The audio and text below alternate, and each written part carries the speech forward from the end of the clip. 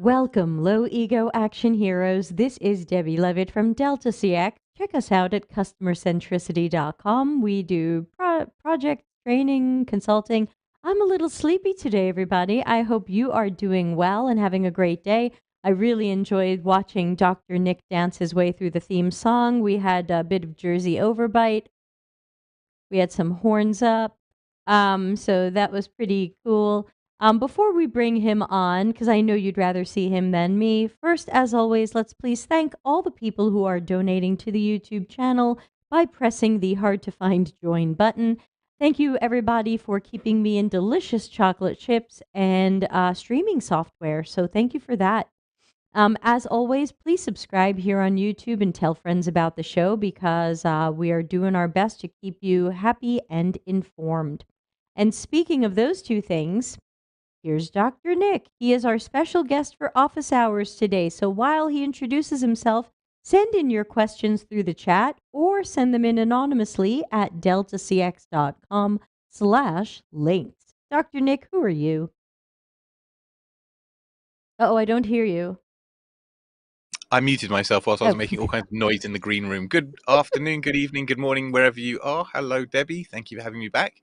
I'm Nick. I'm a user experience researcher, as we're called these days. Apparently, I'm a user researcher or old school UX guy. 12 years, 13 years in practice, 20 years in the industry, that kind of stuff. Man who knows things. So yeah, thanks for being here. And we did get two questions ahead of time. Everybody remember that if you send them through the anonymous link, I get them ahead of time. I queue them up, and you are the first people to get answers. This question was actually one left over from our last show that we ran out of time to do. Hello, Shawshank. This question says, what are best practices for using newsletters and cookies? I find that most websites have a bad experience due to this. You open the site, and after scrolling a bit, newsletters pop up. It sucks. What's a better way to make the UX better? I like that question. That's a good question. I Thank do you. too. It's different than what we usually get. Yeah, it's a nice opener.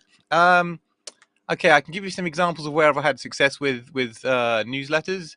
Or we can talk more generally about how do you engage people with stuff like mailing lists and newsletters and stuff that you want to get from them, not necessarily they want to have, because those are two very different things. Always try to work around needs. I mean, we're talking about a newsletter.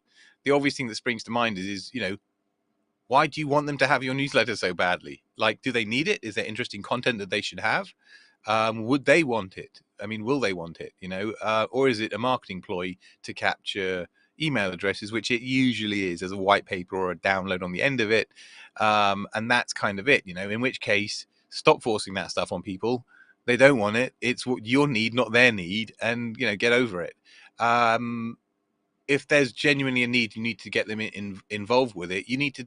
I use features, advantages, and benefits, or FABs, all the time to sell stuff, basically. The feature is, this is a pen. It measures 8 centimeters long, and it's got a black bit here and a gray bit here, right?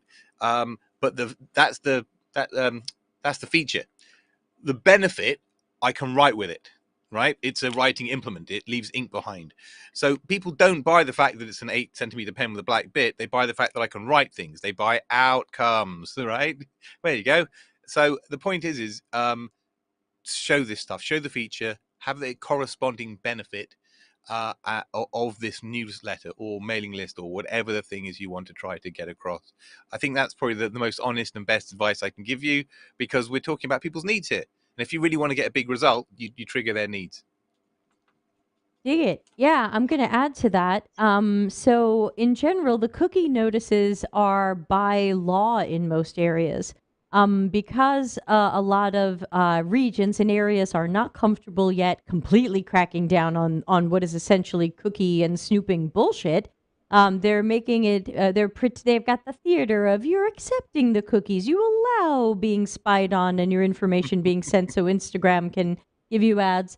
So the problem is I would love to see cookie notices go away. They're so intrusive, but I think they are mostly required by law, especially in some countries where we're supposed to be pretending to give people some sort of choice as to whether or not they want to accept these cookies. I don't know anyone who is like, yay, cookies, please. But, for whatever reason, there you go. This is where we are. So that's your cookie notices. The best you can do is maybe just do a little bar on the bottom rather than a huge pop up and stuff like that. That might be a way to go. And then as for the newsletters and mailing lists, to me, this is just a task analysis failure, which is a cousin of kind of what Nick was saying, which is who is coming to your website to join your mailing list? Almost nobody. So it doesn't make sense to interrupt whatever their real task was to try to get them on the mailing list. This is usually a marketing team who believes the number one thing we must do is put people on a mailing list. Yet I rarely see numbers from anybody that say, thanks to having these people on the mailing list, look at the mountains of money we made. And so, I mean, hypothetically, if someone opts into your mailing list truly willingly, they already kind of liked you and probably are buying from you. So I can't prove that the mailing list helps that. So, and are we watching how many people unsubscribed or reported us as spam? No, we don't seem to be watching that. So to me, the best way of dealing with some of this newsletter stuff is to remember that it's primary to your company, but it's like not even secondary to your user. And so I would say you can have newsletter subscription areas or modules or whatever, but I don't suggest pop-ups that interrupt what people are doing because nobody wants to join your mailing list. If they decide they do, have a sign up at the bottom or in the footer or something, make it available and easy to find, but I wouldn't interrupt them over it. Nick, something to add? Yeah, definitely. Like Debbie was saying, these things are usually legally mandated, right? In Europe, we have GDPR stuff as well as these other cookie dialogues, and it's just a mess. You land on any site, you see it. This is triggered, then that's triggered, and it's boom. You haven't even scrolled anywhere. You're just clearing all this shit out of the way before you can actually just see the screen. It's garbage, right? My point that I'm getting to is Debbie's point is spot on. This stuff is legal, but what people don't do, and what I would strongly recommend that you do is you take a holistic approach to all of these requirements and understand the experience that your users are having with all of these things. That basically means user testing, right? Make sure you've seen the experience in the wild, right? Not in the cleanliness of your perspective, in the wild. What does it look like when a fresh user comes in with no cookies and none of that stuff and they land? What happens? You need to know this stuff, and therefore then you can probably optimize the design of all these horrible things that you have to have there, right? That's what I meant by holistic, right? The cookie notice, the GDPR notice, your email trigger, your sign up for this, they're all orchestrated better than just all these departments get him on landing, which is freaking ridiculous. Sorry, I Well ranted there, but said. it was a good No, one. well Yeah, said. thank you. We covered this in chapter 5 of my new book with Craig Sullivan, who called it viewport stacking, and he said it's especially bad on mobile where nobody's tested it, and you open up the screen on mobile and there's a language choice and a chat button and a join the mailing list pop up, and you can't even figure out what you're doing. You have so many things to clear out, and sometimes you can't even clear them out. So yes, agree. Shweta says we also need to work on the language of the cookies. Yeah, obviously the language of the cookies is still written to be deceptive. I mean, legitimate interest. I have so many 4-letter words for legitimate interest. Have you seen that one, Nick, in cookie notices? No, but I mean, I've started not accepting the required ones, or the essential cookies only. But I don't really know what I'm doing, and it's all messy. Okay. Well, on that note, let's go to the next question. So our next question says, I did okay, get out your pen and paper, Nick. This one's a little bit long and it gets twisty-turny. I did a past school project where we did usability testing. However, we never asked users tasks to do and measured any type of success rate, learnability, and error rate. We only wanted their feedback based on interacting with the app, like, does it provide value to you? During this time as a college student, I did not know you are to give tasks when conducting usability testing. My question is it enough to at least talk about the number of users that talked about suggestions of how to improve the app? For example, 2 out of 5 did not understand how to interact and navigate the app, and 4 out of 5 says it needs better color. And then from there, make the revisions that need to be made. And I see the That's anonymous question coming in. that's a cool question. You're right. It is kind of twisty turny. At the heart of this, I think what we're asking is about qual versus quant. There's something about that going on in there. Um, I think for the record, and this is just my opinion, okay, so don't take this as read, but there are cases where a taskless interaction is necessary, and there are times, more times, when a tasked, scripted type interaction is necessary. That's the more common one. That's that you'll know. It does feel a bit weird having no tasks. This one probably was a task, needed a task, right? Rather than just here's my thing, what do you think of it, and get some random qualitative stuff that means not that much, it needs better color. What does that even mean? What do you do with that? Oh, we'll just roll the palette and see what happens, like roll the dice palette and see what comes out again. That's not good. It's not actionable insight, really. Okay, it would have been better to have run this as tasks. Yes, it would have been better to run some quantitative metrics like time to complete and error rates. But even outside of those,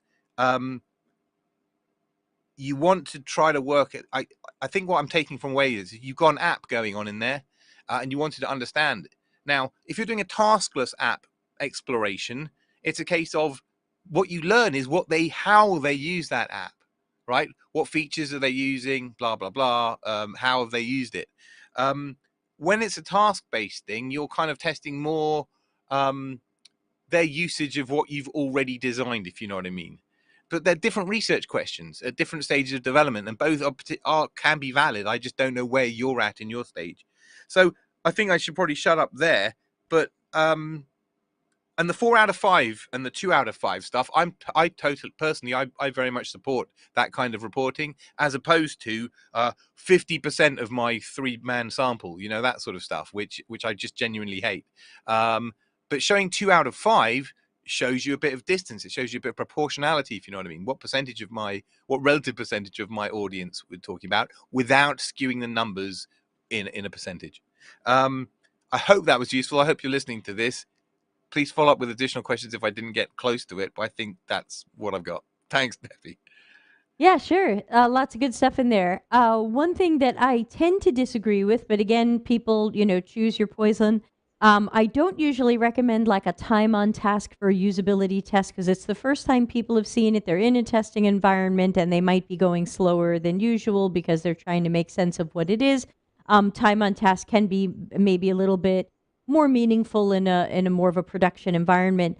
But what I would recommend to this person is when I think about usability testing, the thing that jumps out at me that I'm usually doing it for is the qualitative results, the act of observing people using the design or the product to try to figure out, did we solve the problem? Did we solve the right problem? Did we solve it well? Does this work for people? Is it easy, intuitive? Where could it be improved? Or is it just really way off? So I'm usually not looking at how many people said this.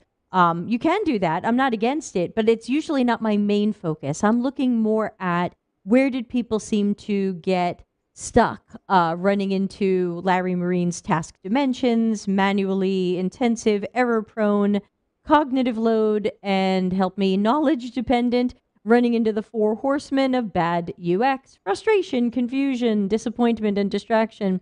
So I'm looking more for the qualitative stuff than 2 out of 5 people. Now it sounds like you need those things because you're reporting it back to someone. I'm usually not writing a lot of reports on the evaluative research because usually I just turn around and fix my designs.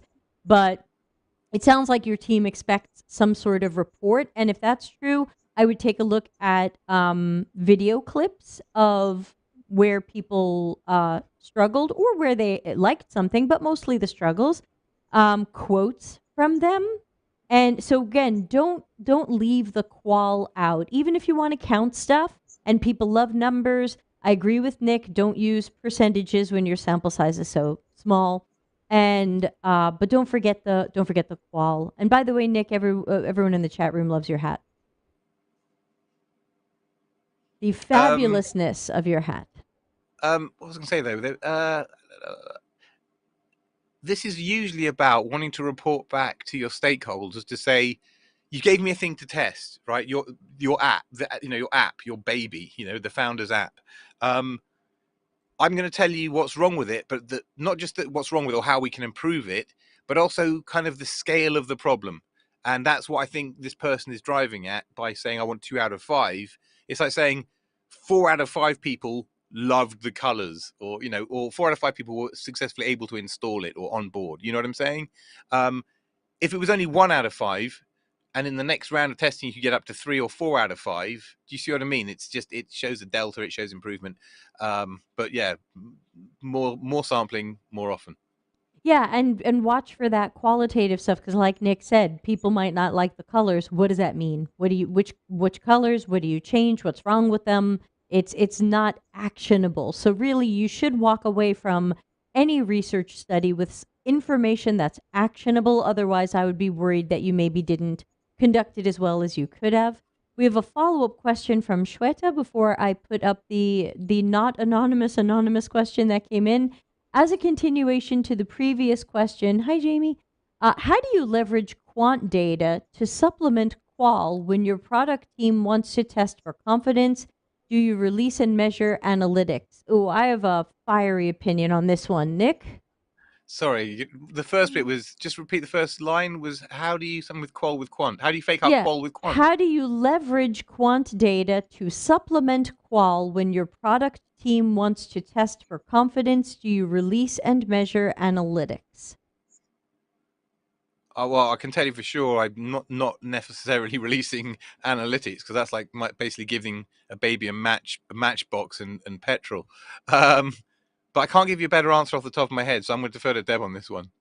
Oh, well, okay then. So, what I sometimes I hear people say, hey, my product team doesn't understand qualitative research. They really just want quant. So, how do we get some numbers here? Or how do I validate that my qual study was valid? I'm being told to run a follow up survey to validate my qual. I don't know if this falls into these buckets. I feel like it might from the question, but I'm not sure.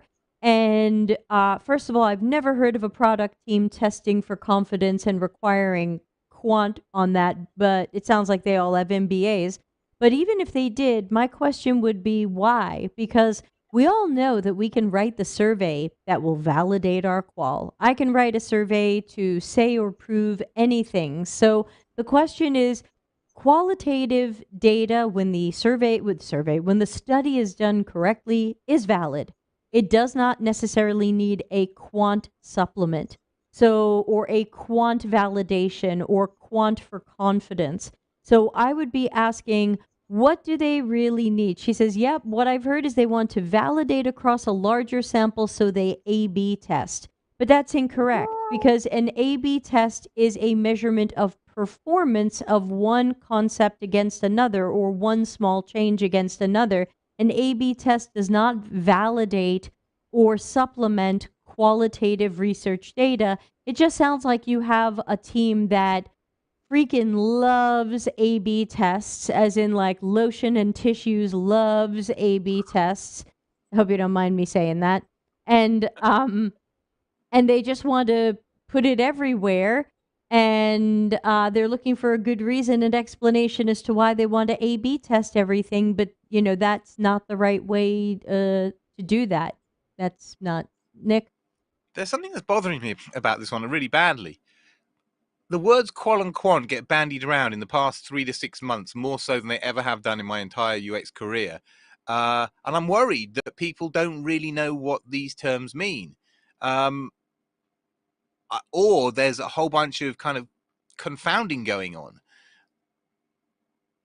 So, some people are telling me that a survey is produces quantitative data. Okay, it usually does, but Well, okay, if that's the way of looking at the world, then the way you answer your question just now completely changes. But you see what I'm saying? You're validating a survey with that's when this is where it all falls apart in my head, and I just don't quite get it. They want to validate or supplement qualitative research by using a survey or an A/B test. They want to validate. They want to have more confidence in the qualitative data by A/B testing, which to me is just a completely made up excuse to do A/B testing. Yeah, or it sounds like somebody using words that they don't really understand. We want to be more confident. You have qualitative data. That's the best out there. But it's like let's take all these cool words like qual, quant, whatever, and just chuck them all into a sentence and see what happens. I don't know. It just Thanks, sounds weird. That's going on. ChatGPT. Yeah, exactly. How many Sorry, pun. fingers am I holding up? Yeah. No. Okay. By the way, Yeah. I've just received an email from ChatGPT saying ChatGPT 4 is coming out. I think tomorrow afternoon, or the preview coming out. The whole world's I'm going to not melt down using for it. it at all, so I assume my LinkedIn feed will be full of bullshit tomorrow. Much more bullshit. In Yeah. fact, if you think the fear mongering about us losing our jobs to AI was bad today with ChatGPT 3, wait till it's like 10 bazillion times smarter tomorrow. But Pass. anyway, it's a stupid bastard today, and so as of today, I'm calm. Right. It still can't think critically, so, not impressed. It can't analyze my research, and I've been trying to argue this with people today. It cannot. It made such massive errors that you cannot use it. Right? You must not use it. At GPT-3, I put a transcript in. I asked it for the top 5 user needs, and it was brilliant. And I thought, this is great. Go home, job done. And then I double checked it, and I was like, holy shit! It completely missed the biggest point of all. It didn't even register it. It just went straight over its head. So it didn't consider the biggest piece of insight and didn't report on it when I asked it. Right. That's freaking nightmare. Forget it. Game over. Yeah, Elena says, I've seen this similar line of thought with teams who learn a single method and try to apply it to everything. It's why research expertise is needed. Anne says, ChatGPT word blender. I tried ChatGPT a couple of months ago and I was just completely unimpressed. Yeah, Elena says A/B testing can be great when it's the right method to answer the question. Yeah, you don't throw it at everything. I asked ChatGPT for examples of word painting in Brahms' Requiem, and it gave me one example, and it was the most shallow, worst example in the piece of word painting. So it kind of felt like Nick's thing, where it's like there was a lot deeper things here that it missed. So that's I just asked me. it on International Women's Day to Oh list yeah, the top 5 most influential female UX designers, and number and it one was put Don Don Norman. freaking Norman. Yeah, Yeah. And then it crazy. mansplained you. I loved your post. Like, Yeah, okay, now it's yeah, mansplaining me that Don Norman yeah. should be on a list of influential women. And then we find out he stole stuff from people. Did you see the comments where someone said he didn't even invent the term user experience? He stole it from Brenda Laurel and took credit from it. Now Brenda is a genuine legend of UX or HCI. She really is. Evidently, she came up with the term user experience in like 1986, and then somehow Norman credited it to himself. So I know. Here's a yeah, prediction for you and everybody I know I watching. have a Don Norman emoji on here, and I want to take it down. Make it into a There it Brenda one. goes. Turn it Ah, into Brenda, because I think Brenda should definitely get a lot more kudos, and I think it's likely with all her work in emotional computing that that she'll become a lot more trendy or a lot more read or a lot more relevant, if you know what I mean. She's I hope never been so. not relevant, but I hope she just becomes cooler, if you know what I mean. Because emotion and emotional design will come into play, no doubt. It's just we're still drawing bloody pictures. We have another question that came in anonymously, though I can tell who it is because I'm not going to say who it is because it came in anonymously, but I only know one person who makes smiley faces without the eyes. So it says, hey everyone, smiley face without eyes. What is your approach to prioritizing problems to solve? What you are considering, and how do you estimate the impact in terms of business if you solve them? I'm going to give you the flippant answer to this one because it's kind of true. This is how I live my life. In the old days, we had desks and offices that we went to. And on these desks, we had inboxes. And there was one that said something like in and out, right? These are old paper things, right? And there was an old rule of inbox that was basically, well, these inboxes would stack up with tons of shit, right? And you put your stuff in there and it would just get massive, right? Basically, the important stuff makes itself known, right? The important stuff you have to rummage through. Oh, there's that thing that I had to do, and that instantly becomes the most important thing. That's kind of how my life is, and how the most important stuff makes its stuff known to you right away, and you kind of it's like a just-in-time delivery system. You'll have deadlines and stuff to do. That's how I operate. Some people operate in a completely organized serial fashion, and they plan their stuff. And on Wednesday I'll do this, on Thursday I'll do that. Me, am I answering the right question, by the way? Because Debbie's looking really, yeah. That's how I'm trying to upgrade your video. I'm trying to make your video look better. Yeah, I wondered why I was looking like a bit like a Minecraft avatar. Sorry about that. No, that's okay. My internet's been really wonky lately, and so I turned down everybody's bandwidth. Here's So me in glorious VGA. 600 by 400. Okay, yeah, the so old days of XGA. Back to the Yeah, question. I can read it. Prioritizing the problems to solve. What your can you read it now? Yeah, I can. Sorry about that. How do you estimate the end? Yeah, there's kind of like a weird algorithm that I think Debbie's got, I've got, we've all got, I would imagine, that takes into account how long I've got to do this thing, what's the value, who's the stakeholder, what other things have I got to do at the same time, and a number pops out. It's not very scientific. It's a bit like that inbox analogy I just gave you. I mean, right now I'm really stacked with my work, with private client work, with a talk that I'm doing for tomorrow night. Yay. You just got to kill the alligators closest to the canoe. That's the kind of way I look at it, Oh, the alligators.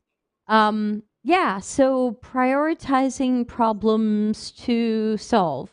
So typically a prioritization exercise might be shared by your team. It might not be your decision alone as a UX researcher or designer. You mean the work answer? I should have given you the effort over value answer. Sorry, you carry on. But anyway, depending upon what you're doing, this might be something that the stakeholders decide and they just give the middle finger to everybody. It might be something that the team works on together for prioritizing what they're going to address first. That's what I'm recommending in my book. It's what Larry's got in his book that we're working on together.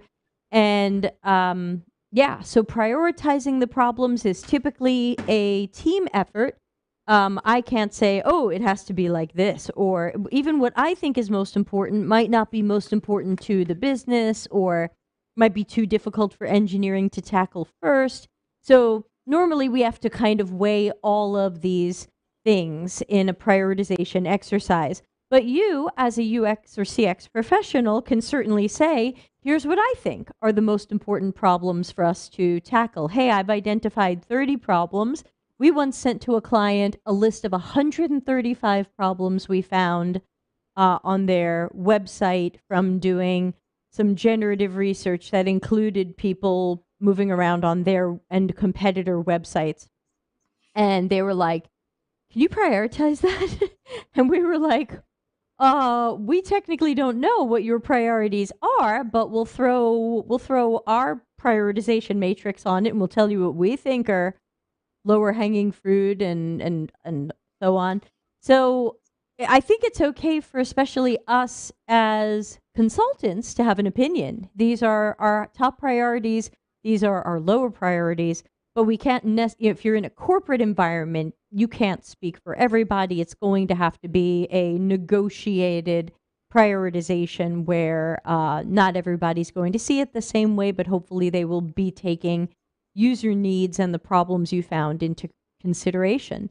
As for estimating the impact on the business, that's going to vary. Some of that is what kind of impact is the business looking for? How do they measure it? What are their goals and initiatives? Is it just make more money, or is it something more specific?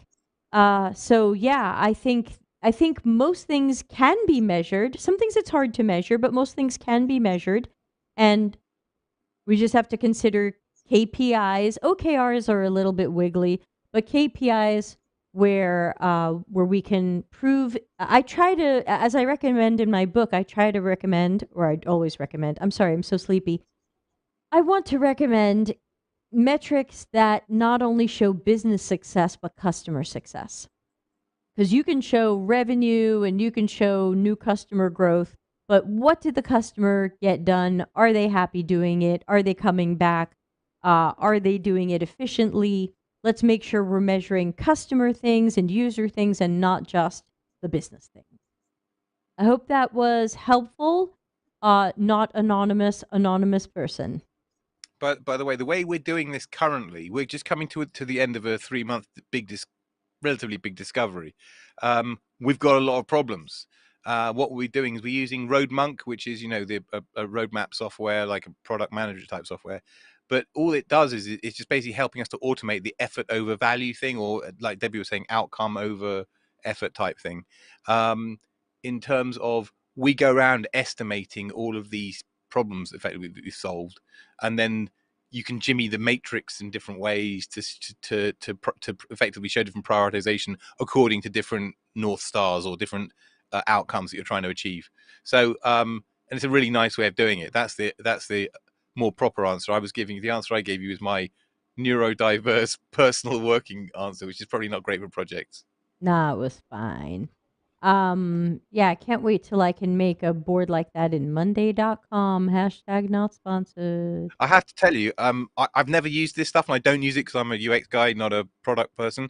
But that RoadMonk, like Chipmunk, but RoadMonk, looks really impressive, and I was super impressed by what it could do in terms of all of that moving stuff that you put your building blocks in, and then it can perspective it for you according to whatever you'd like, which I think is super handy.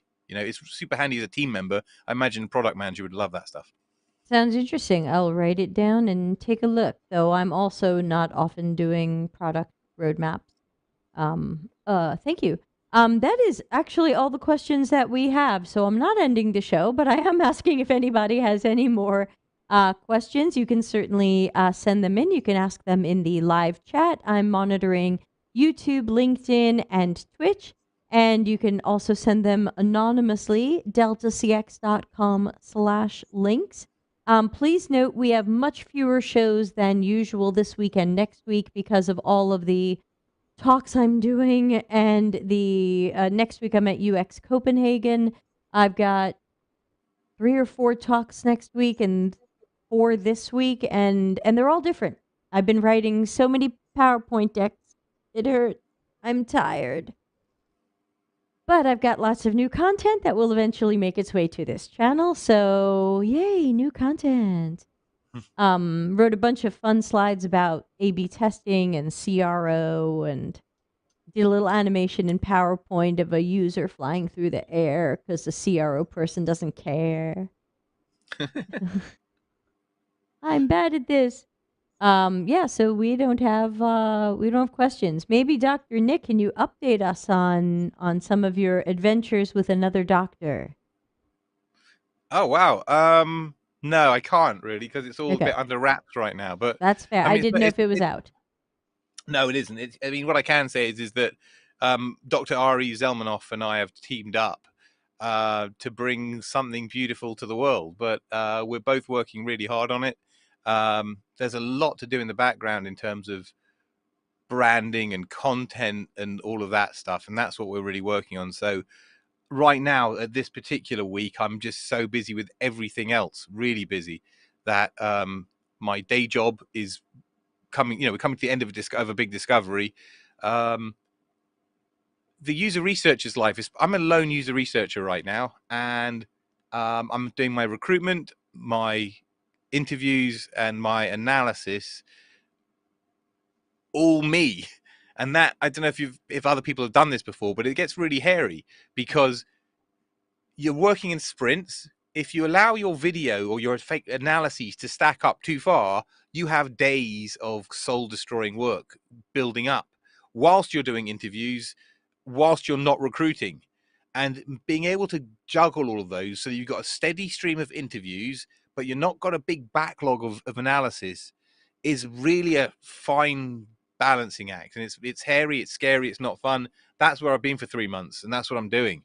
So I've got, when I say out of work obligations, when I say this sort of things I love doing, but it's all time. And tomorrow night I'm doing a thing for UX Oxford on the state of UX. I'm doing a 2023 update. And it's all great, but after I finish this, I need to eat some dinner with the family and then get back into PowerPoint, like same as you.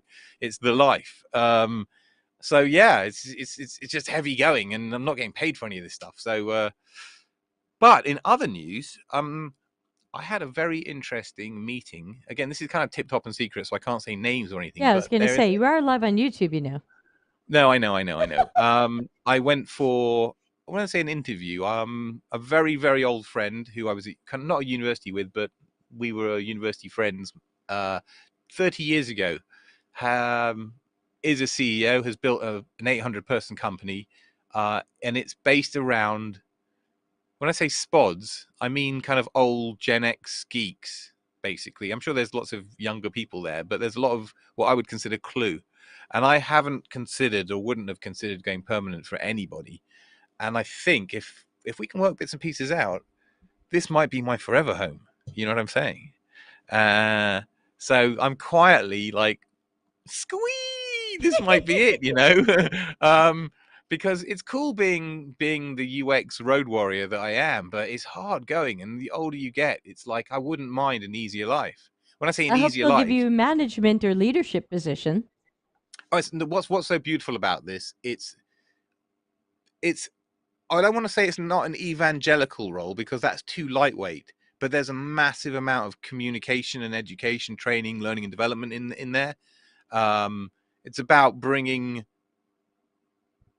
user centricity across the business, Sounds familiar. because of the value it brings. Yeah, exactly. So, and I think, you know what, if I could easily spend 2 or 3 years not doing user research.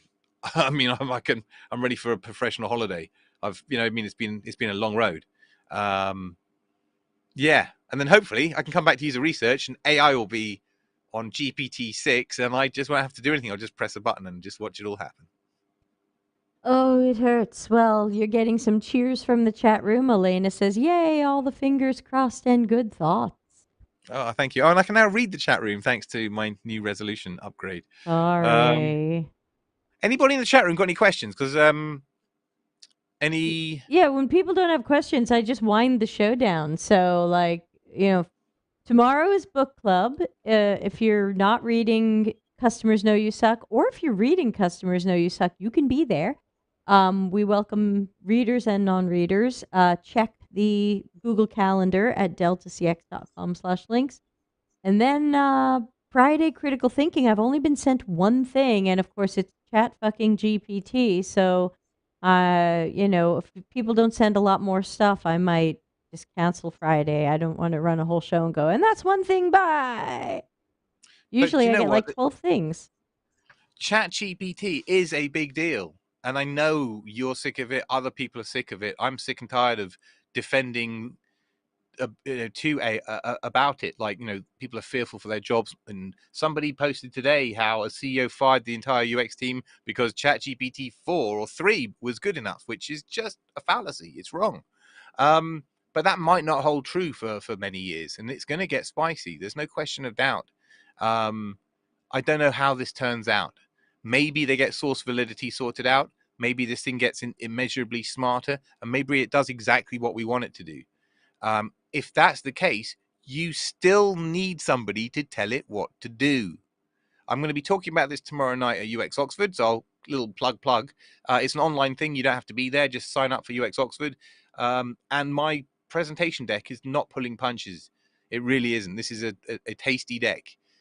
It'll be thought-provoking. It'll get me a few shots, probably. Not tequila shots, like, gunshots. But it's stuff that I need to get off my chest and desperately needs to be said. There's a lot of really good stuff in there. So come along to that if you want. But this chat GPT thing, or AI, I mean, we're talking about chat GPT like it's all of AI. It's just the first one to market kind of thing. AI tooling is a massive deal to us as researchers. Here's the thing, right? I've spent the past 3 months doing this heavy discovery. Imagine I could just point it at a directory of files, of video, right? Imagine I could say to it, right, give me all the user needs and pain points in neat lists. Imagine you could give me themes or to code all this stuff. And then I'd like you to give me show reels for each of the themes. And it just goes ahead and does it. Now that to me is hours, and I mean weeks of work that could be done in seconds. But if you haven't got a UX team or UR person or anybody, you're a developer, you're gonna ask ChatGPT, what do I do? Okay, great, now go do that. That's not going to turn out well. Okay, it's the intelligence, the top level of intelligence is with the person who's asking the machine to do the thing. And you have to have done a great interview or observational study for the content to be there. And also, in an observational study, how is it going to see what people are doing? So, there's still a lot missing, even if we Oh, thought it could yeah, do these no, no. things. In terms of all that evaluative stuff, forget it. The idea that it's going to pick up non-verbals, I mean, yeah, it can do in time, but we're talking science fiction, Yeah. right? Not in our service lifetimes. No way. Very unlikely. I mean, God, you saw the Chat GPT adjusted gaze adapter for video cameras, right? Where you look like this, right? Wherever you look like you're on drugs with these ridiculous eyes that were just staring at the iris centering thing. It's proper uncanny valley stuff. I'm Basically, not paying attention to any of this. I'm not using ChatGPT. I don't like that they asked for my phone number. uh, for the moment, I'm prepared to roll some dice and play some shenanigans, but I want to know source validity, and I want to know, are we training it by using it? Because Right. if that's the case, Russians and Chinese and some other naughty folks are going to start trying to train it badly with sheer brute force, which we know that they've got. That Oh, gets and messy too. also, I don't want to put in my research study things if we're training it because these were supposed to be confidential conversations and recordings. 100%. I mean, the first thing I did, I think everybody did, I asked it, who is Nick Fine? And it's, gave me, it wouldn't tell me anything. But in time it will. And it'll Right. say, oh, and Nick Fine recently participated in a research study for Debbie Levitt. That Big didn't trouble. happen. Fake Yeah, yeah, yeah. news. Like I said, for the moment, it's a smart wizard. It's like Clippy 2.0, but with real brains and real heavy lifting power to save us doing it. But we're still going to have to be writing the research plans. We're still going to be doing the recruitment. We're still going to be doing everything around that because ChatGPT either can't or won't. Do you remember when Gilbert Gottfried did the voice of Clippy? No. And Microsoft did a bunch of, I think, Flash animations. And they Okay. got Gilbert Gottfried to do the voice, and he was like, I see you are writing a letter. I'd get Bobcat Goldthwait. That would be my No one Clippy. remembers him. Uh, yeah, he came up in conversation at my sort of Friday night boys' night, and I was like, dude, I thought he passed away. He's like, no, Bobcat is still alive and kicking and doing his thing. I had But no yeah, showing my idea. age. Well, we're almost the same age. Mm. How many people have we got in the chat room? Are we? Is it just you and I shooting the wind here? No, we've got humans, and they're saying nothing. So I don't. I guess maybe I would wind down and go to bed, but I scheduled a call in like an hour and a half. So Oh no. I thought we would be going. I don't know what happened, Nick. Where we have maybe it's the weird different time. We're usually an hour earlier. Maybe everyone gave up on us because we didn't go on at our regular scheduled time. But oh well. Hopefully, Shweta did ask a question, and I forgot to put it up. This was when you were talking about the project you've been doing, and she said, "What tools do you use, and how do you stay on top of the analysis? It takes a lot of time." Yeah, I don't really use any tools, and this is why I'm really desperately want AI tools to help because it is a lot of heavy lifting and very hard work, and it always has been. Um, that's why it also blows me away that so many people want to get into user research because it's really grindy. It's many, many hours of hard work. Um, thank God we don't have to transcribe anymore, but I used to do transcriptions. That's bloody hours. I mean, when we were getting transcript, yeah. So I use transcription tools. Okay, so I use a transcription tool. I used Adobe Premiere's built-in transcription, but beforehand, there's another one. I think it's called Tiva or Taya or something like that. where you pay per transcription.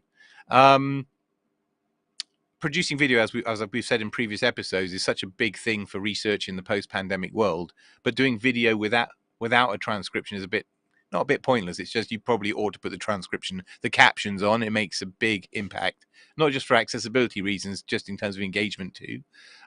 Especially when you see TikTok and LinkedIn, everybody captions their stuff because it engages. What tools do I use? So I'm sitting there, I'm watching my video back, I'm scrolling notes down, I'm putting notes into the personas, needs and pains into the personas. So there's no tooling there, unless you're using some kind of AHA or one of those, or you know what I mean. Or you could put it directly into Confluence, or if that's how you store your user needs. What I'll also be doing is when there's a really good quote, I'll write the timestamp down at the same time, saying, "Oh, that would be a good one for the show reel," and then I'll come back and go through all those timestamps and just gather up all those things.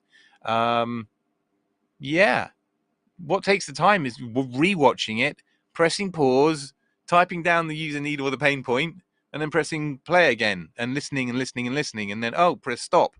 And what is a 20 or 30-minute video can become 2 hours. And it just is. And unfortunately, there's no real easy way to there's no tool to do that. You've got to extract the needs and the pain points from it, or whatever you're looking for. And there's no robot or machine that can do that for you. Well said. And we did get an anonymous question in while you were talking, but I'll just add that for analysis, we've been using Dovetail Mm-hmm. for a transcription and for coding and tagging, and then moving that into Miro, and then we do a lot of stuff in Miro. So it's definitely helping it go faster, but there's still a lot of manual stuff I'm not ready to give up. Miro claimed they had a feature that was coming, but I don't have access to it yet, where evidently you can kind of draw a box around a whole bunch of your sticky notes and click some future button, and it's going to try to cluster them based on what they Yeah. think are the themes of your notes. I'm curious to see that, but I haven't been able to get access to that feature yet. See, Yeah. a lot of people do things that way. That's probably the most common way of that kind of affinity post-it note sort type thing.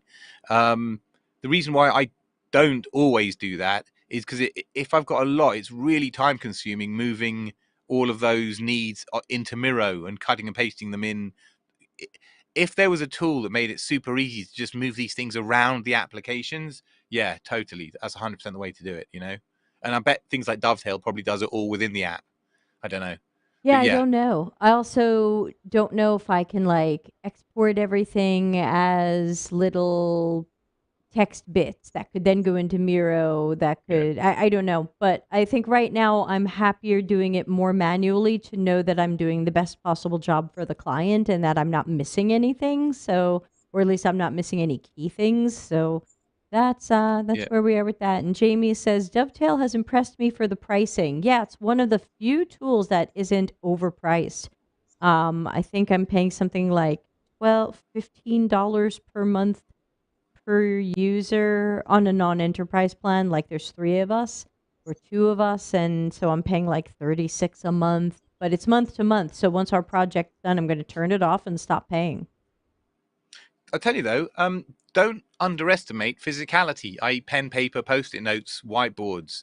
Um, they're obviously free. There's no licensing cost and all of that great stuff. Yeah, they don't do any whizzy tricks, but as Debbie is saying, there's a lot of comfort or assurance from writing a thing down, putting on a thing, sticking it on the wall, putting up, physically moving stuff rather than being in Miro or just another screen activity. Uh, there are many times, especially when I'm doing IA type work, I'm nowhere near an app or Chalkmark or any of that shit. I'm sitting here scrabbling down on pieces of paper or post-it notes and jiggling them around until it makes sense. And there's a lot to be said for physicality. Don't discount it. Don't always look for an app or a thing to license. Sometimes you just got to do the thing that you would have done in a screen in the real world, and it's often better. Once you've done it a couple of times, you'll think, oh, I actually prefer it that way. It's quicker, easier. Remember the real world. Yeah, Um, I remember when we actually touched things. Oh my God. We have another anonymous question. This says, how do you start making an information architecture for a completely new product? What building blocks do you need for that? And how do you define the scope?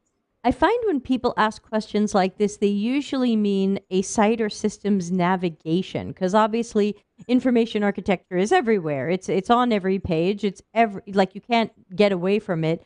But I find that when people say like an information architecture, I find they usually mean the navigation or the hierarchy or the site map. But this was anonymous, so I don't know. If this is wrong, write in and say you're wrong. No, it's cool. I in my head, I hear the two things kind of interchangeably, and I know that that's wrong, but it's just for ease of life, if you know what I mean. Like I interpret them kind of the same, and they are intertwined. If you know, I mean, they're inextricably linked. So there's that. How do you start making information architecture for a completely new product? It's kind of come down to the journeys that the journeys, the learning journeys and the buying journeys and those sorts of things. The content.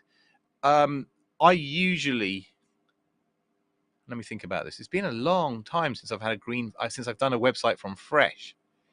It's funny that it's probably been 8 or 10 years, right? That's how long it's been since I've been in an agency and they've said, "Hey, make me a brand new website." It's about journeys, about what you're trying to achieve, from my mind, and then the information architecture is a reflection of that.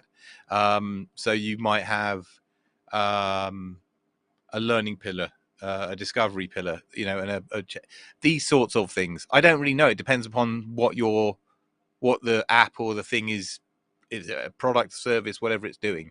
But yeah, it's based around the needs of the content, effectively, but then the journeys that you're containing, kind of thing.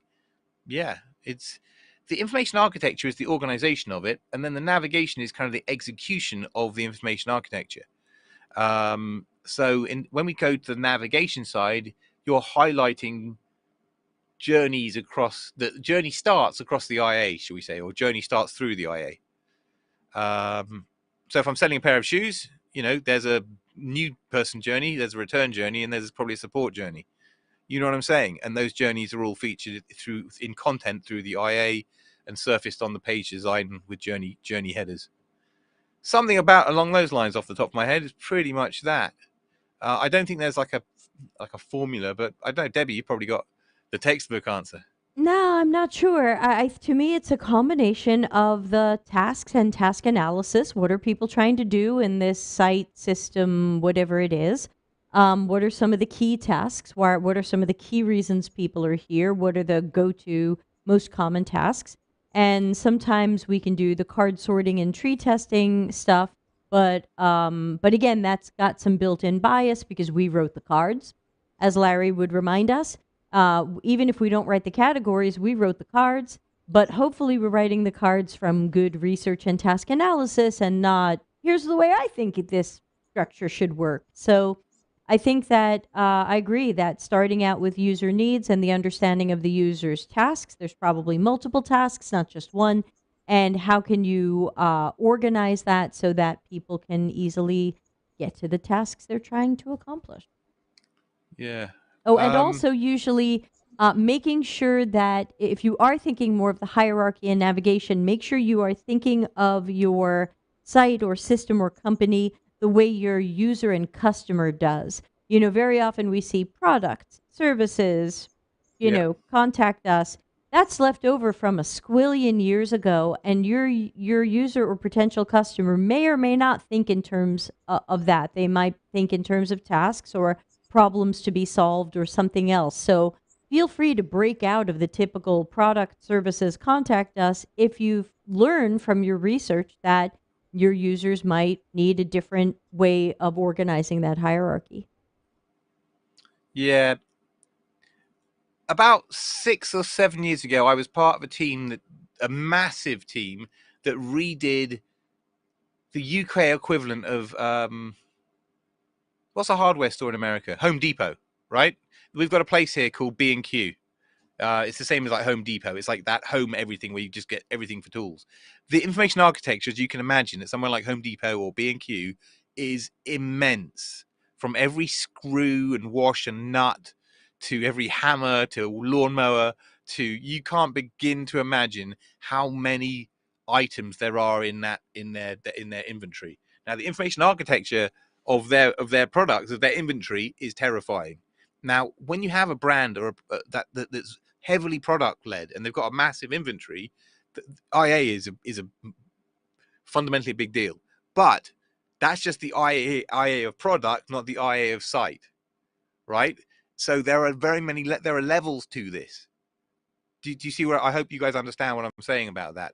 Because you might just be redesigning access to buying a hammer, or you might be redesigning bits to manage after sales support or something like that, which is within the IA, but not within the IA of that vast product of finding, a 5-inch nut amongst 2 billion other products, right? And these are very real problems, and that was a horrible architecture. Same thing with cars. I've done a few car information architectures. Each car has got its own nuances, and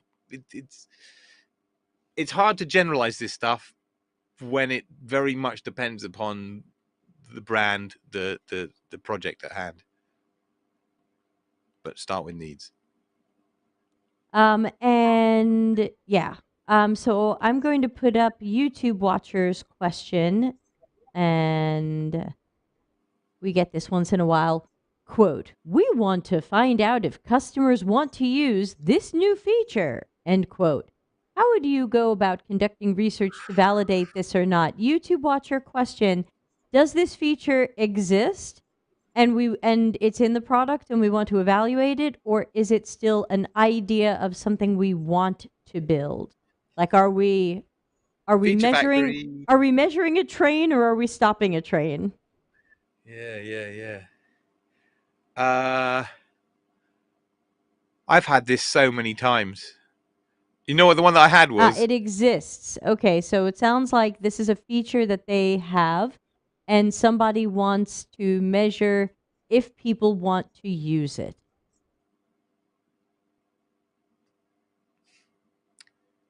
It's about whether they need to use it. That's how I'm looking at this.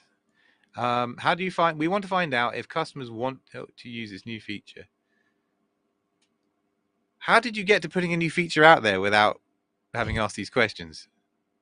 That's such a great question. How did you put out a feature without knowing if Yeah, it matches any user needs? yeah. You just think, hey, we've had a great idea. Let's put it out there. Oh, did did we read your mind, or were we prescient accurately? I want to put Uh, salmon on top of a steak, so I'm just going to put it on the menu and see if people order it. okay. The other, I mean, YouTube watcher, do you have any in-app analytics to reference this sort of stuff? And it would be more interesting it would be helpful to me to understand what this actual feature is and to understand the actual details. Because when you ask people, you can't ask somebody, do you want to use this new feature? Or would you use that feature? You might ask people, why do you not use that feature? That might be a thing. You may record behavioral data and find that they just don't use it. And that's why I'm asking around analytics. Because if people aren't using a feature, it's because they don't need to use it. It's quite simple. It's because you came up with somebody, or your higher ups, your seniors, had some kind of eureka moment, and you built it, and guess what? They were wrong. Which is why we usually ask the users before we build stuff. I mean, Yeah, I it could be mean, that straightforward. don't we know from analytics and things whether or not people are using it? I mean, we don't have to ask them if they want it or not. Can't we see if they're using Yeah. it? And if not, I would get some in-app kind of, trace analytics type stuff in there. If nothing else, just on the feature sets or somewhere high up. So you get some kind of indicator of who's using this feature or who isn't using that feature. Madeline tips the hat to you. Nicely done. Yeah, so before I put up Afzal's question and then Shweta's question, yeah, I think that if we've put the feature out, we are really late trying to validate if people want this or not. This is the epitome of risk and waste and guessing. And no, your question is fine. They have a chatbot on Microsoft Teams that customers use. They're trying to figure out if customers will use some new features. They have the designs for these ready. Oh, this gets better and better. I Yeah, love I it. mean, This is why? You probably can't tell us what the new features are, but if they were not designed based on users' needs, yeah, Schweitzer says it seems like they have an idea and they want to run an experiment. Yeah, I mean, it no. sounds It like sounds we can't stop these people from building yeah, this. yeah. So this is going to go out. I think that all you can do is, like Nick said, this is going to go out live, and you're just going to have to monitor it and figure out if people are using it. I'm curious about the chatbot thing because that's where this thing gets a bit more interesting. Are you telling me that they're using the chatbot to ask people whether they'd use this new feature or not, and they've got these designs all lined up and ready? Is that? I think that's where we're going with this. Yeah, I mean, to Um, me, I would try to figure out if I really wanted to try to test this. Let's say the feature is about the chatbot can now do something it couldn't do before. The chatbot can now change your phone number in your account where I'm just making this oh, up. Let's pretend, I'm totally making this up. Let's pretend you used to have to call customer support to change your phone number. Now the chatbot will change your phone number. We wonder if anyone's going to use this. I think you can drop some testers. You could say to people, hey, here's our website. How would you change your phone number? And you can just watch nobody go into a chatbot. Everybody would probably try to go into their account or contact customer support. So it's hard. I think because it's a Microsoft Teams chatbot, is this the chatbot your customer support representatives use, or is this an internal Teams conversation? I can't tell what this thing is. I've never, as far as I know, I've never entered into a Microsoft Teams chat with a chatbot. When does this even happen? if people are aware of this new feature and they're still not using it, then it's not. There's no need.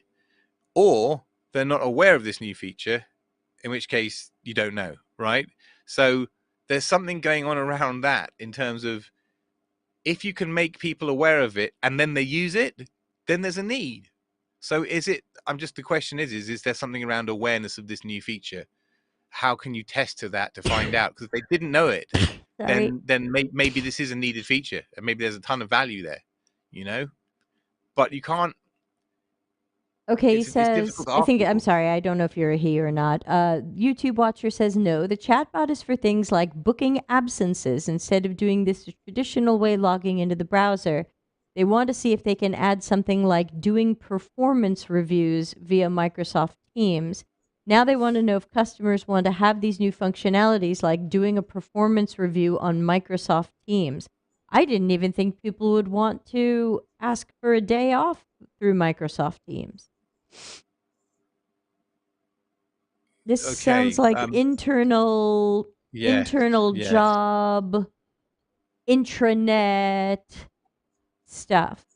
Yeah. This very much sounds like you are being asked to validate, like post validate this stuff, right? Like they've got this vision of the world, which isn't terrible. They're trying ideas. They've got a vision. They're saying we can optimize performance management. I'm doing intranet work right now. Performance management is a big deal across all intranets because managers twice a year have to do their performance reviews. Okay, it's just part of the world. Um, I think if I'm an HR person, it's not an unreasonable question to ask. The question is about. I think this is an education piece. I think there's a cultural thing going on here. Um, I think you desperately need to bring them on a journey. I think you really need to um, show them the user. I think you need to get some, if you can, get some show reel. Get them to show. I presume these are line managers of your audience. Um, you want to ask them how are you currently doing performance management. Um, what are your experiences with it? How can we improve it? Right. So we're not talking about Microsoft Teams. We're just talking about the performance management needs and pains. Then we talk about Microsoft Teams. What if we were to use Microsoft Teams? Does it work for X, Y, and Z that you just mentioned to me? Could be interesting. So it could be definitely a thing to explore. if you've got line managers saying, I hate Microsoft Teams, there's his reasons X, Y, and Z why I'm not using it. And if you get like a majority or a large number of people saying this is no good, this doesn't work for my needs, then you get to report back and they go, great, we won't waste any more time or money following up, trying to do performance reviews on Microsoft Teams.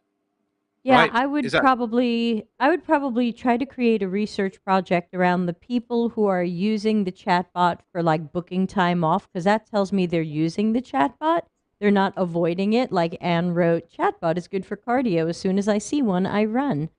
So if you find people who have adopted this and are using it, I would like to try to run research on um, what else they imagine it could or should do. I mean, I don't want to ask them, what do you want and what do you like? But I would try to run some sort of research on where the opportunities are to go next rather than guessing at what that might be. Like, well, they seem to like requesting an absence or a day off, so they must want to do performance reviews. I can't imagine doing a performance review in a chatbot. I can imagine requesting a day off, hi chatbot, put in the system, I'll be out on the 12th for a dentist appointment. no? But here's the thing. Let's say you're the manager of 30 to 50 different people, right? Right, and you've got that's a lot of reviews to do. That's a lot of time-consuming stuff to do. If this new chatbot feature could allow you to somehow get your performance reviews done in a half the time, you might say, I hate Microsoft Teams, but the benefit is massive and significant, right? Maybe you'd consider it at that point. So the Maybe chatbot just goes, have chat what do you think of... GPT write your reviews. Oh, shut up. What if it said, what if it said, the chatbot says, what do you think of Nick Fine's performance in Q1?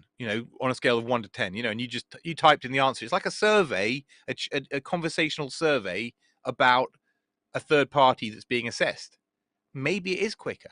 But the point is you need to understand performance review behaviors and needs and pains around those managers, because the team's part is a solution, right? We understand the needs, and the solutions usually make themselves kind of more known, to more obvious. So the way I would do is you find out, hey, all of our line managers think performance management sucks and therefore don't do it in a timely fashion. There's a need there to speed it up and to make it less complicated. If you can find a way to make it faster and less complicated using Teams or another solution, then you're solving a problem. But don't try to fit the problem to the solution to the... You know what I'm saying? It's just the wrong way around. Understand what they're trying to achieve and then find the solution that meets that. Thank you. Good luck, YouTube watcher. We have a new question, and it is long, from Afzal. And Afzal says, hello, Dr. Nick Fine. I wanted to follow up on your recommendation on reading any introductory level psychology textbook. I've started reading Richard Gross's book and have found it to be quite enlightening so far. I've also noticed some parallels between psychology and UX, such as the importance of behavior over self-reported data. As I continue to read through the various chapters, what other insights can I expect to gain, and how can I connect them to UX? It sounds like you're going to do that yourself. Nick, any previews? No, this is good stuff. The importance of behavior over self-reported data is massive, and that will continue. I think we're probably going to be... It'll be a bit sticky for the next few years whilst we fight and argue and whatever, whilst we wait for the dust to settle. But at some point, when people realize that UX is money and that behavioral data is reliable, therefore behavioral data equals money, then everything will be rock and roll, and everything you're learning will be much more applied. At the moment, people are thinking that ChatGPT is just going to do this freaking qualitative, and it's going to get really horrible and messy. In fact, somebody the other day was trying to say that here's how you use ChatGPT to do user research without using a single user. That was what was sent for critical thinking on Friday, and I saw your response to him, and I saw the fire that got started underneath that. Yeah. And I didn't actually get that involved or engaged. It wasn't worth my time. You know, it really is not worth it.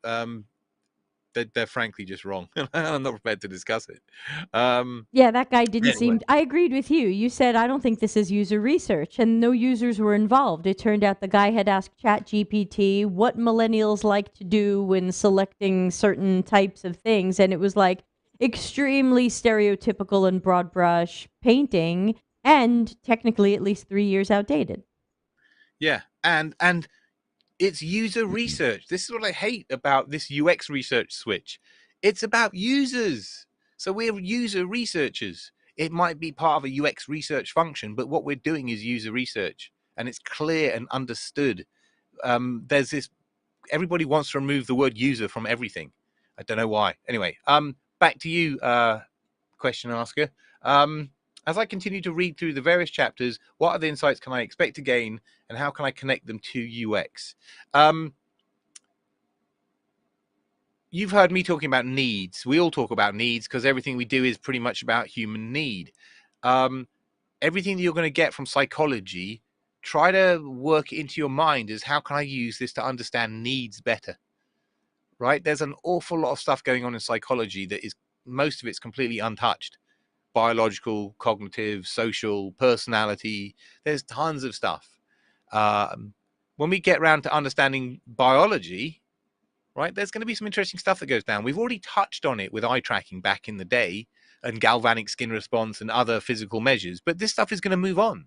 It will move on. We'll come back to it. So I would say keep an open mind, keep reading that psychology textbook, keep your psychology knowledge broad. Don't specialize at this time. There's no need to. Our world is, it's not even a baby yet. It's like a sperm and an egg that's still fighting over what UX is, right? But at some point we'll have this beautiful baby and it'll be user centric and it'll be great. And in when that world happens, your psychology will be ace because you'll be able to fit it in and find opportunities to leverage it all over the place. Where my psychology has worked out for me is it gives you ideas when you're on different projects. Oh, I'll pull that thing out, or I've had that idea I've wanted to try for ages. That's where psychology is awesome. It just gives you tons of ideas on how to approach stuff and do things or try new things out. But can I tell you could apply all of that stuff today?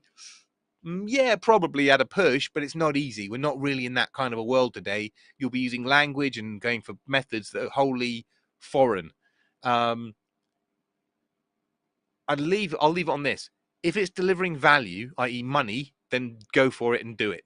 And if it isn't, don't. And I think that's probably the North Star for all of us for the next few years is make sure that your value is crystal clear and times 10, right? So there's no question of doubt that you're a valuable person to the organization. Because when that comes into question, bad shit happens. And I don't know if I should say this or not, bearing in mind I'm live, and I don't want to hurt anybody's feelings who's been made redundant because that's really nasty, and I'm not doing that either. I just think in the wider, more general world, some people have overplayed UX, haven't demonstrated value, and the powers that be upstairs have decided to cull us. And I think we've got to work super hard to show value. I think they've underplayed UX and haven't shown value. We were talking in our Slack channel today. Someone pointed out that about a year ago, somebody from Atlassian was at some conference talking about how they democratized research. And then Atlassian just did a layoff and admitted many of the people they laid off were UX researchers. So, congratulations on your conference session on democratization. You taught Atlassian that they don't really need you, and then you got laid off. Do I still feel badly? Yes, I don't want to see this happen. But I do think there is a relationship between the democratization, the design sprints, the design thinking, the lean UX, Yeah. the fake UX, and we probably don't need these people. Yeah, completely 100%. That's why I think people have got to keep their heads down, stay safe, let this fire part. By the way, did you see the Walmart post a couple of days ago? Somebody put up saying Walmart lost 1.75 billion pounds from listening to its users, Oh, God, and that it again. ground my gears because basically they said, "Do you want Walmart to be less cluttered?" And everyone said yes. So they went on a multi-year decluttering thing, and guess what? Lost loads of money. I mean, loaded question, all kinds of terribly bad things. It's an absolute mess out there as the mainstream is trying to take hold of what we've done for over a decade, and they're doing it wrong. They've always done UX wrong. They're doing user research wrong. Don't get caught in that crossfire. You know, if that means focus on design for a few years, then do that. Just stay out of the crossfire. Don't get caught in this stuff. Let the bullshitters get culled. That's what I'm doing. I'm keeping my powder dry. Let them make the big fancy claims. Let them burn their social media profiles. I mean, Mr. John Griffin, if you're watching, I bet you've deleted all those conversations that we had on LinkedIn, because you're going to be looking pretty silly at this point, having those as a permanent record. So a lot of people are going to have to eat some humble pie, and we've got to be very careful. So keep your head down. Don't get into fights. Let this storm pass, and then behavioral research should come to the fore. But we're probably talking 3 or 4 years away. I sure hope it's gonna swing back around. We did have a question, and this one says, "Can we have Nick talk about his process for redesign? Would be super to understand." Yeah, okay, this is pretty straightforward. If we're just redesigning, I'm just going to take a website, right? Because that's the thing that I do most of, or an intranet that we're about to do. You understand what's wrong with it and you fix it. I mean, I know that's really flippant, but understanding it, who are the users? What are their needs? What are their pain points? What is the context that this all happens in? What are competitors up to? What do the analytics look like? If it's a redesign, then we've probably got customers or users already. What are they saying? All of these things is what you're building that picture together.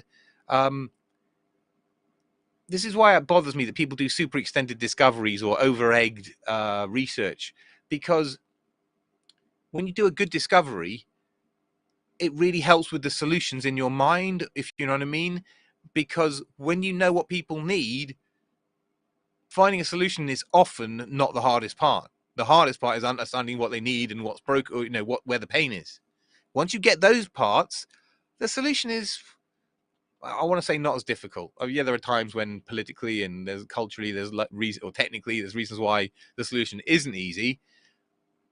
But in my mind, it is easier, right? Because you got direction from the customers, or from the needs of the audience.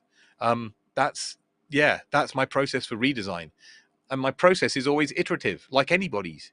It's an agile way of doing things, but agile doesn't mean that much anymore. It's an iterative way.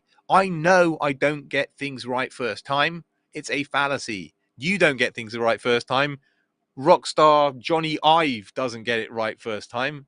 No one gets it right first time. Okay, anyone that says they do is talking rubbish. So we iteration, and we iterate, and we iterate, and we iterate, and that's the best thing I can tell you is understand your users, don't overdo it, but get into a rapid iteration cycle relatively efficiently, quickly, and then you can iterate the solution to those needs. A lot of our world is overcomplicated these days, and it's really not. It's just, what do people need? Fix it. It really, I mean, it really is. Yeah, UX has never been this complicated. It's getting more complicated for I don't know what reason. I think it's getting complicated because people are trying to redefine it, but if you just stick to the basics of user needs, context, you'll be fine. Let's see. Anne says, "I watched a Netflix show about design, and one episode was about Instagram and the notorious logo design. What is the catalyst for a huge company like Insta to say it's time to change, or what should be the catalyst?" Oh, I would probably say there's controversial news coming out about them, and they want to change the Distance SEO. themselves. Yeah. Yeah, they want to change the SEO on the news and just talk about their logo. What do you think, Nick? I saw something on LinkedIn recently about that. Apparently, there's some kind of quaint little story about some. I don't know. There's that Insta one in particular, from like a really bland thing to the Instamatic kind of thing. Um, I don't. And you know what? That's designed with a capital D, and I'm not. That's not me. I don't. That's not my corner. That's not my bag. My wheelhouse. Whatever you call that. I would ask a branding designy person that question, because it's not me. Sorry. Yeah, I don't totally know what inspires people. Sometimes they think it's outdated. Sometimes they think it's not modern enough. Sometimes their competitor just did a rebrand. I don't know which Insta logo rebrand this was. I don't know. Was it around when Facebook was trying to claim they were Meta, which very few people seem to have gone with? I still call them Facebook. Um, yeah, what should be the catalyst for a rebrand? Something, to me, it would be data that tells us that our brand doesn't connect with our users anymore. if the brand connects and people like it and remember it and it does its job as a brand identity, I probably wouldn't change it. I've rebranded my company a few times over the years with completely new names, new colors, new everything. And each time that was because I had to redefine what my company specialized in, and I felt like the old name wasn't a fit anymore. So that's my reason. Anne says they changed the logo in the app. I'm wondering if there's research or just founders being bored. You never really know where that stuff comes from unless you work inside the company. So I don't know. I sometimes it's a new chief marketing officer or somebody like Yeah, that, that's you know, true. new chief design officer. I mean, look at this amazing work that Wise are doing, right? Wise Financial. Yes, I love Um, Wise. in the UX or specifically in the design world, I mean, they're doing some really top line work with design systems and design patterns and all that designy stuff. It's not my area, but you can't have not had it hit your radar how impressive and market leading that kind of work is. So I don't know if that was triggered by a new member of staff who just came in and said, right, we're fixing this, or what. I don't know. I think usually it's Yeah, probably person driven. I think, I mean, I don't know. I use Wise. I'm very happy with them. They've been life changing for me. Not sponsored. But one thing that I've noticed about their rebrand, and we've seen in some of the posts about it on LinkedIn, is they didn't change their name and they didn't change their logo. They've already changed their name. A few years ago, they were TransferWise. Now they're just Wise. And their logo, they didn't change their logo. They changed the colors and some of that kind of visual identity without changing their logo. And my guess when I saw it at first, when I opened up the app and I saw all the new stuff, I said, oh, they don't want to look like every other app. Because when I take a look at my phone and I take a look at Yeah. my folder for things that are relating to banking and purchases, oops, Oh, so many things are blue, blue, blue, or red, Debbie, red, red. right? You know what pisses me off? These two here are like the Coinbase one, because there's two blue ones. Right. Coinbase and my Nearly control center for my identical. lights. Yeah. Yes. Or WhatsApp and Spotify. I've had to put them at different ends because I kept conflating the two of them. Right. Right, and that's a nightmare. So yeah, I can Yeah, totally see Wise was how. pretty much the same colors. Oh, sorry, it's green screening it out. Wise was pretty much the same color as my XE currency conversion app. And so they were using the dark blue and it was a lovely blue. I didn't think much of it, but now they're using like this bright green with all of these dark font on it. When you first open up the app, it's this explosion of color. I'll try to see if I can capture it here. It's hard You because I know have a what? green screen and this is all green. But let's see if I can capture it. Let's see. Yeah. Oh, I've Oh, got hang to on. do Need fingerprint. but do you know what? When you I only oh, have a careful. few $100 in it, so Yeah, everybody, be careful. yeah, But when you take away the color coding in macOS, and I'm looking in the top right hand corner where you've got all your little app icons. Um, I've got Creative Cloud sitting next to a Corsair control center, which is basically they're two roundy things, and they're without the coding of color to help distinguish. I'm making that mistake all the time, and I'll sit there and spend 2 or 3 seconds looking at it to go, is that Creative Cloud or is that my lights? And that's a nightmare. But I mean, it's cool and black and white, great, but as a functional design, it doesn't really work for me. these are all good questions. We have a fresh question from the chat room from YouTube Watcher. Have you ever worked with a designer that is designing before the researcher has completed the research? Like after 3 out of 10 unanalyzed interviews, they've made a new prototype. Only Yes, the a lot of juniors. people have. A lot of people have. Only in my experience, though. I mean, that's like a junior or a kind of a keen person thing to do, That's like that. someone with something to prove. Yeah, because if Debbie or I were doing that, we'd know that it would be a waste of time because we're going to have to undo it all and start again. So why bother doing that? Yeah, Like, good work point. smart, not hard, right? Yeah, very good point. Yeah, because I could start messing with the prototype, but I don't have enough information yet. I would rather wait for the full set of information to come in, all of the insights and things like that. And yeah, Nick's right. If I'm doing this right, I'm waiting for that. If they're jumping in early, they either are trying to prove that they prove something, or maybe they think they have nothing to do. They should come up with something to do. Maybe they're afraid, oh, I have nothing to do till the researcher comes back. I better look busy. You know how many times I've come out of the lab and gone, yeah, or like the third or the fourth person going, God, this is great. They all said blue, right? This is going to be easy street. And then the next 6 to 10 all say red, right? It was just a sampling thing. And these things happen. If I had started building my blue website and then the next 20 people all say red, that's a shit ton of wasted effort. What was the point? Yep, all very common, very common. Gee, well, thanks for sailing on our ship, Dr. Nick. We haven't gotten a lot of questions today. I hope you weren't too bored. No, I'm never. No, always good. Always good. I love being on these shows. It's good. Yeah, thanks. I'm super sleepy, but I've got a call in an hour, so I have to stay up. Matchsticks. Breathing. Find something to do. Keep packing for UX Copenhagen. Hey, is anyone coming to UX Copenhagen? And on that note, is anybody coming to see us in Denver? Larry and I are doing 2 days of workshops, May 18 and 19. He's doing a full day, and then I'm doing a full day. You can learn more about that by going to cxcc.to/space. Scroll down to the bottom and click on the registration for the May dates I just gave you, and you'll get more information on the registration page. The registration page is a little longer. I don't want to read it out to people. They'll be like, what? So just go to the space page and click register for that, and you won't be registered. You will go to an informational page. But we've been getting both remote and live people registering, and we rented a room that holds 50.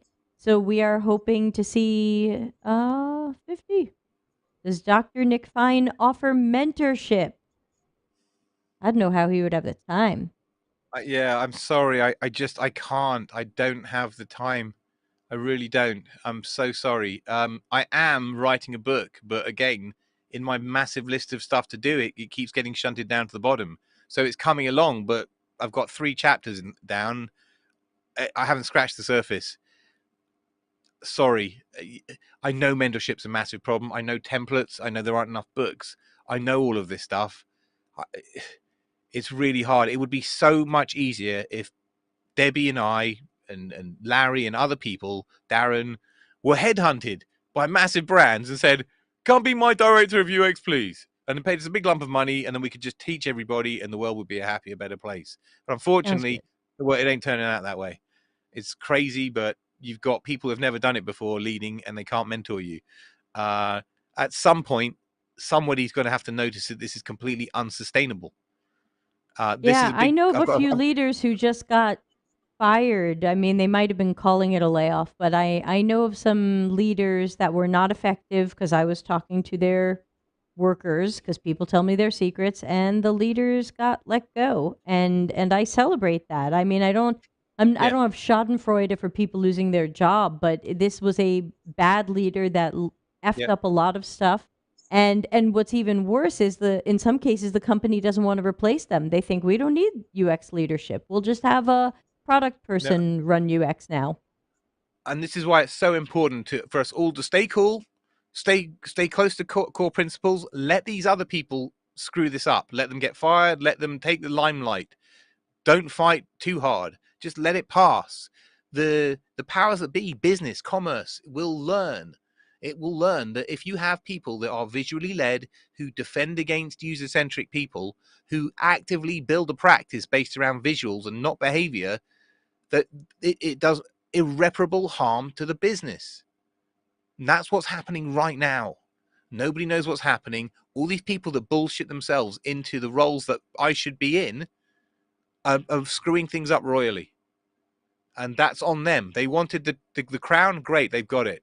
You wear it, you know. But they're gonna if they're gonna have to deal with the consequences of this.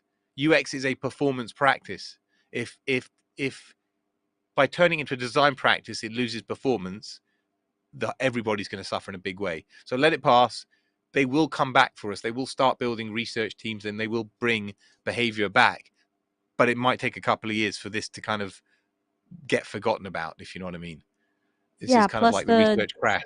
plus the dust has to settle from the 730,000 people who took the Google UX course and wonder where their job is. Yeah. Yeah, I love Google, but I'm not impressed by what they're doing in terms of this UX stuff. Google UX, Facebook UX. I was on Emmanuel Savarit's podcast. I asked the question, and I still ask the question: if you're coming from a FANG type company, is their quality of user research the same as everybody else?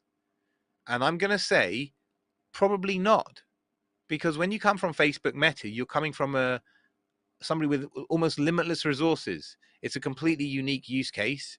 Um, Doing research there, I don't know this, and I said this to Emmanuel. Maybe I'm doing people a massive disservice.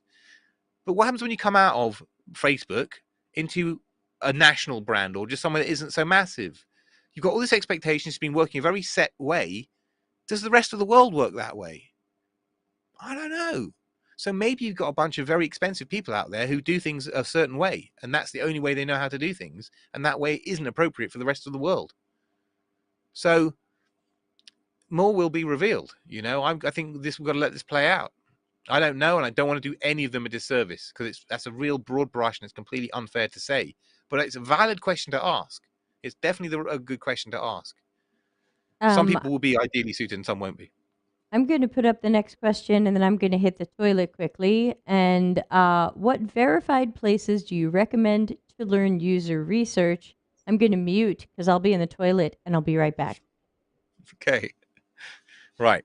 Whilst Debbie's away, we're all going to start singing, okay? Because I can't sing and already amused Debbie because she's got a beautiful voice. Anyway, well, verified places. Verified places, difficult to say because there aren't verified places in our world, if you know what I mean. Sources of truth are really hard to find, and I think that's why everybody freaks out a little bit, because everybody claims to be a source of truth, but they aren't.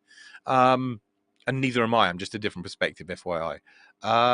Verified places to recommend to learn user research from.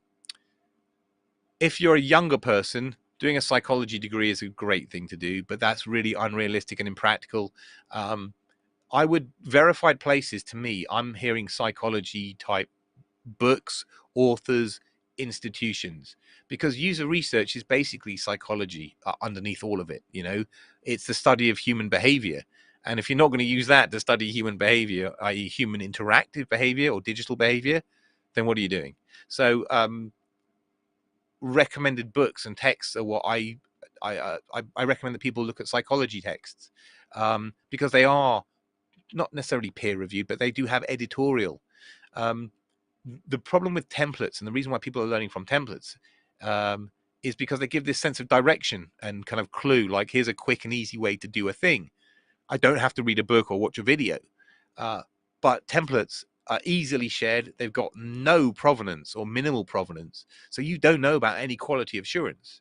It could have been some complete schmo who made this thing. It's never been used in anger. It looks really pretty. And then you're going to waste your time filling it in and producing a completely garbage deliverable. So you've got to be really, really careful. I try to recommend books, but then somebody in the thread earlier said to me, quite validly challenged me, then give me a good book to learn. I'm like, oh crap. Debbie's Delta CX book is about, there's David Travis's book. There's a Usability. There's a few interesting books. It's not easy. It's unfortunately, learning and development in UX is fundamentally broken because historically it hasn't been a book based or template based thing. It's been a mentor based thing. I learned from my seniors. The reason why you guys can't learn is because they're not putting seniors in place. They're not hiring UX seniors. They're hiring design seniors. And so the books don't exist. The support doesn't exist to train you guys up because it's always been about mentorship. But I can't mentor you guys because I can't do it professionally, and I've got the time to do it as a side hustle or as a second thing. So this is why it's all a bit sticky. I really want to believe that this shake up in redundancies and stuff means that it's going to create room in a few years' time to rehire user-centric teams that are doing actual UX instead of this kind of faux designy UX thing that got everyone into big trouble. I Could be missed the wrong. first part, so thanks for picking up there. I don't have anybody I recommend at this time. I think Larry's one-day workshop is going to be great. So I would recommend that. You can attend in person in Denver or live remotely. I think whatever Nick and Ari do will be probably great, or at least very good. So I would I haven't seen it yet, but I will probably like it. But yeah, other It's than going to that, be freaking amazing, but it's just getting it out of the head. your head will fall off. Be careful. Um, so those are who I'm recommending right now. The other programs I either think you don't need, or we've got Madeline taking the piss. Jared Spool is definitely a pass. I'm not sure he's somebody you want to learn from, but you're always welcome to give him a try and come back to us Oh, and hey, we'll hug you. I'm a big fan of Susan Weinschenk, and I always have been. As a psychologist coming into the UX world, I picked up her book. Can't remember what the first one was called. Everything that she's written is gold. If you look at the Team W, she works with her son and colleague Guthrie Weinschenk. They do a Yeah, podcast. theteamw.com. Yeah. Susan is a goddess in my humble opinion. She's a legend. She's the original UX psychology person in my mind. Um, she was the only person in the whole world that was thinking the way when I was like, wait a minute, UX and psychology, there's a whole shitload of synergy here. When I started looking, Susan was the only person that made those connections. So she's my godmother, if you know what I mean, or like, you know what I mean. She's awesome. She's so amazing. I'd get her book or books, read them. That'll put you in a fantastic spot. Will it teach you how to do user research? No. Will it give you a whole bunch of ideas and principles? Yes, absolutely, 100%. Yeah, there's a C in there somewhere. Yes, Oh, yeah, Madeline's right. right. It's the 100. Yeah. SCH. It, the book that I bought originally was called Neuro Web Design, but nobody calls it web design anymore. And that book is now 100 things, or it's been upgraded to something else in the recent years. It's everybody should own at least one Susan Weinschenk book. She's a goddess, but she's brilliant. That reminds me of how they had to rename the information architecture book because it was information architecture for the World Wide Web.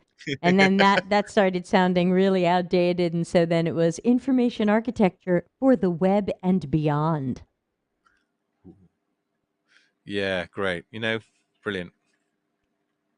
Oh, I Yeah, think that's right. we've made it through. I think we've made it through. I think I might wind down. I'm running out of energy, even though I have a call coming up. Wish me luck. But we'll have book club tomorrow. I'm not sure if Friday's critical thinking stream will go on. Shweta said she sent something. I've only seen one or two things come through. I'm not sure if it's worth having a show for two things. That's a 10-minute show. And then next week, I'm doing early office hours at 10 a.m. on Tuesday, 10 a.m. Italy time.